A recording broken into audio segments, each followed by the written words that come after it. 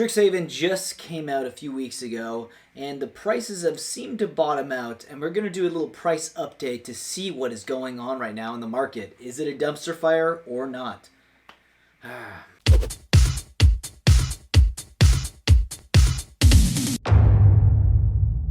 Welcome back to my channel. I am Mattcaster Mage, and I do make Magic the Gathering content every single day. So if you'd like to join in on the action, why don't you hit that subscribe button and the bell notification so you'll be updated for future uploads. Okay, let's talk about this set. Let's talk about Strixhaven. Now, Strixhaven, it just got released, and there's already been, it feels like, a sell-off, at least in the Mystical Archive cards, which, again, you know, they're pretty much the showcase cards of this set.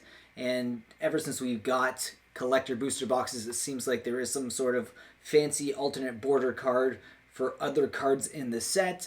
But what makes Strixhaven a little bit more unique is that they added on a bunch of other cards that weren't in the set specifically. You know, cards like Demonic Tutor, Natural Order, and, you know, Tainted Pact. And they actually put them in the same kind of border, which is cool because you think of, like, what they would have done is made a secret layer and have these alternate borders for other cards that were previously used and big other cards in Magic, which is kind of what they did with Kaldheim with the the unique borders that they had. That they had a secret layer for that as well, and it was kind of odd that they didn't do that for this. I thought that was going to be something that they would have done, but they actually ended up doing the Mystical Archive cards, and they ended up throwing them into the collector boosters and the regular booster packs as well. Now, when it comes to set EV, people are kind of worried. They think that the set EV is tanking too fast, but it's not. We've been here before. We've seen what happens to standard sets, specifically since the starting of the pandemic. They just tank. It's just one of those things that happens. If people can't actually play with them face-to-face, which a lot of places in the world right now aren't open up that way to the capacity where stores can actually have tournaments. And there's no, trade-in value, because usually what would actually keep the prices a little more stable is, you get a bunch of cards, you're trying to build decks in Standard to play people, and then to win prizes or store credit when you're at a local game store for, a little tournament, for a Standard tournament, whatever, Modern tournament. But if we're talking Standard specifically, it would obviously be Standard. And if you don't have those components going along with the game, then yeah, there's going to be pretty much a sell-off to get to the bottom. It's like a race to the bottom. Every time a new Standard set is out, then everyone keeps panicking all the time. Everyone's like, oh my god, the EV is so low, look at the EV. I know. I was one of the people that was like that too for Theros Beyond Death, but look at Theros Beyond Death now. Look at the set EV for that set. It's actually doing pretty good. It's holding very strong. It's not too bad, about $47. That's okay for its low average price. It's doing a lot better, than Kaldheim, which is, $38 for its low EV. And look at Zendikar Rising, even worse, $33 for its low estimated value for Zendikar Rising. That is doing rough. Strixhaven's doing fine. If this is the bottom for Strixhaven, I actually think this is going to be a strong set in the future. If this is what it can do without people actually being able to play it face-to-face, in a lot of parts of the world right now, like where I am right now, we can't go to local game stores and play them face-to-face. People still want these cards, especially the archive cards, which, yes, a lot of them have bottomed out.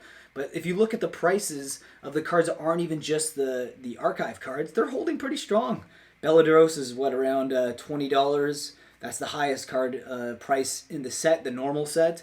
You're looking at Onyx, Professor Onyx, which is really Liliana, sitting around $15. That's actually not too bad for a card price. And then you look at Galazeth, $14. And then we got the Wanderer sitting at around $9. So the set is actually doing okay. The value seems to be distributed pretty evenly. We're not seeing anything crazy where all the value would be into like one card, like Uro or Oko or anything like that. So yes, the set is very powerful, but it's not overpowered amongst the entire set. So it's actually looking really good. It's got the pathways in it as well. There's a lot of good functionality to the set. I think it's a very, very playable set, and it's going to be a good standard set. Hopefully when, things get back to more normal, people will be able to go to local game stores and actually play this set face-to-face and draft and play sealed, because it looks like it's going to be amazing. And maybe the price of the EV will actually go up because of that, because of the competitive aspect that'll be thrust onto the game. So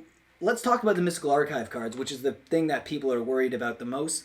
If you look at the prices, they're not doing too bad at all. Yeah, of course the uncommons aren't doing good, but everyone knew the uncommons.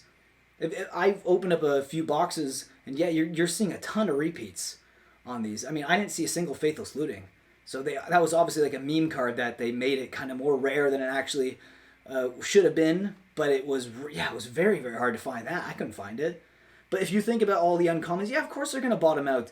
But look at the other prices. They're holding strong. The Japanese Demonic Tutor, the average price right now on the market is around $200 for its average price. And you're looking at Time Warp, $90. Tainted Pack, $65. You know, Teferi's Protection, $55. These are the Japanese alternate art ones, obviously. But yeah, they're doing pretty fine. I think the collector boxes are doing pretty strong right now. And I don't see them going any lower than they are right now for its EV price. You know, maybe I could be wrong, but usually standard sets, there's a race to the bottom since the pandemic. I've noticed after the first 2 weeks of a set release, that's when you see the bottom. And right now we're looking pretty strong. And I actually think that this set is going to be good moving forward. And you know what? If you're looking to pick up singles, it's probably a good time to buy it. They probably aren't going to go lower than they are right now. So why not? Anyways, I hope you guys enjoyed this video. I will be doing my market mover video later today, and so stay tuned for that. And obviously I make videos every day, so if you're new to the channel, if you're finding me out there for the first time, please hit that subscribe button. It really means a lot, especially as I'm trying to get to that 5,000 subscriber threshold. It would mean the world if you could subscribe, and then like and leave a comment. Let me know what your favorite card in Strixhaven is. Okay, that being said, I'll see you later today. I hope you guys enjoyed this video, and if you do, remember to like, subscribe, and leave a comment. And if you enjoyed it that much, maybe you'd like to tip me. I have a PayPal link that you can send me tips if you enjoy these videos, and I can keep bringing them to you that way, and it could help my cardboard crack addiction. So please think about supporting the channel in that way. If not, subscribe, like, leave a comment, and I will see you again in the next video.